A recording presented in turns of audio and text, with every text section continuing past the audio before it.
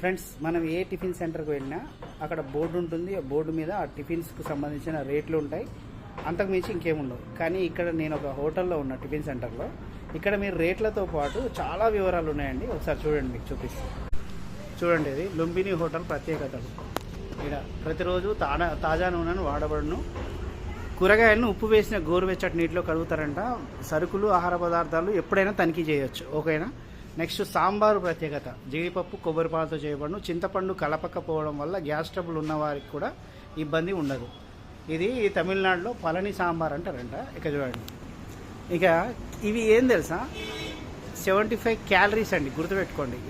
ఒక ఇడ్లీలో 50 గ్రాములు ఉంటుంది బరువు, 75 క్యాలరీస్. దోశ ఎంత 80 గ్రాములు ఉంటుంది, 150 క్యాలరీలు. మసాలా దోశ 224 క్యాలరీలు.